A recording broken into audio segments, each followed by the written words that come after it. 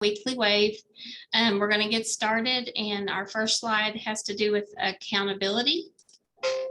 And they have one report open currently. It's the assessment pre-code. It closes on January the 12th. So please be looking into that and make sure you're getting that done. The next slide that we have, I'm going to turn it back over to Eric, and he's going to talk about the new transfer app. Okay, transfer app. We are in testing right now, final testing of the new transfer system.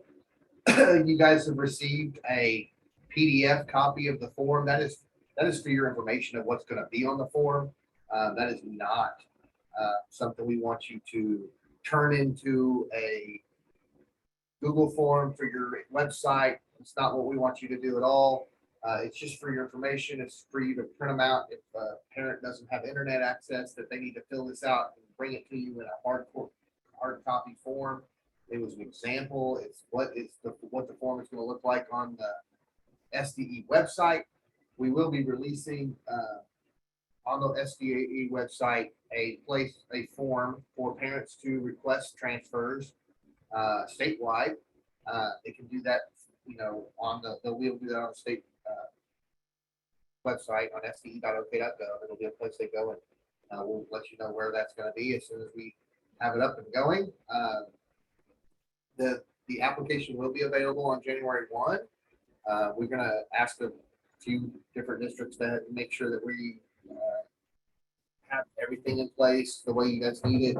But basically, it's going to look it's not going to look and feel the same as the old transfer system, but it will operate very similar to the way the old transfer system operated. It will also include the virtual transfers, the new virtual transfer law, and the open transfer law. So it will have all that functionality in there.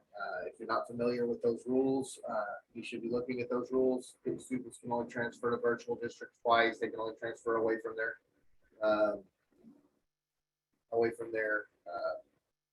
home district, the resident district, twice in a year, no matter what. They can go anywhere they want as long as there's capacity. There'll be a place for you to report your capacity, what your capacity limits are, and how many spaces you have open at a site in the student rate or in the transfer app.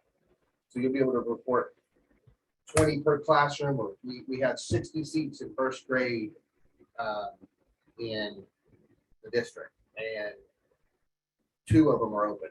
You'll be able to do both of that. Both of those, you'll have to do both those numbers. You'll have to do those on January 1st and April 1st, July 1st, and October 1st every year. You guys determine, your board and your leadership will determine what your capacity is. That is not for SDE to determine. We will also report publicly the number of transfers you approved, the number of transfers you denied, and the reason, and broken down if you denied transfers of why you denied them, whether that be via capacity or discipline or attendance issues as prescribed in the statute. So we will be reporting those as well. All that will be captured or displayed in our new transfer app. So that will be available January 1st for parents to start requesting open transfers to every school in the state of Oklahoma. That's all I've got for that for now. Okay, thank you, Eric. Our next slide has to do with wrong way.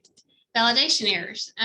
We still have quite a few validation errors out there. We ask you to continue to work those.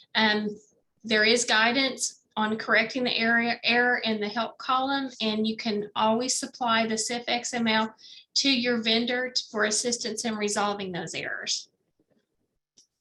Again, new wave accounts. If you're trying to give access to someone in your district, a new employee, it can take up to 24 hours for that access.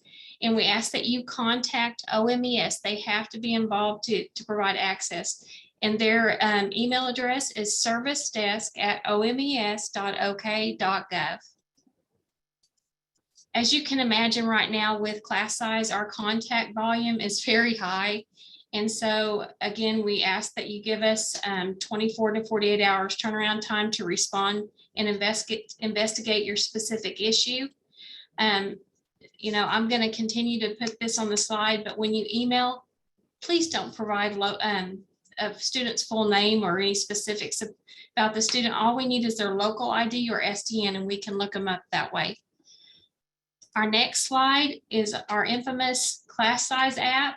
You know, it is available in SSO. The due date is extended until tomorrow at this time, and we get the data from October 1st. If it's a secondary school, your other, like the elementaries, are based upon your average daily membership, and we have to report the data on January 1st to the legislator on grades pre-K through 12.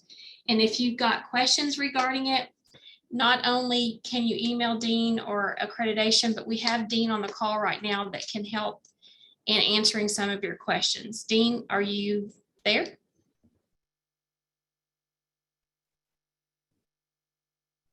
I see that you've joined. Yes, I'm here. Sorry, I was muted. Oh, that's okay. All right. So we've got a lot of questions currently in our chat. The first one, I don't know, Eric, did you address Amy about her information not populating? I haven't talked about that yet. Okay, she's on Teacher Ease and cannot get anything to populate. So What district are you with, Amy? That'll help us a lot. It's Nennecaw, Eric, Nennecaw. okay. Oh, I see that down there now. And I know that a lot of people are seeing duplicates, Dean. Dean and I talked about that a little bit this morning. Where are the duplicates at? What, can I get an example to go look at real quick? Look at, I believe it's prior. Barbara, am I right?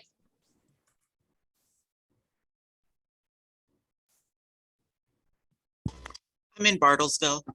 Bartlesville, sorry, Bartlesville. Give us a school name. Kane Elementary. Paul is at Pryor and she was out there asking questions earlier. That's where you got that name, Nancy. Okay, all right, thanks. It sounded like Barbara, so I said, I answered, sorry. And what was the name of the school again? In Bartlesville, Kane Elementary. Richard Kane? Yes, I'm sorry. No, it's okay. I just wanted to make sure I had the right one. Under Campbell, Erica Campbell, that's just one example. Okay, Richard what teacher? What teacher? Campbell. Okay, all right. For some reason, I thought that was the student. I'm sorry.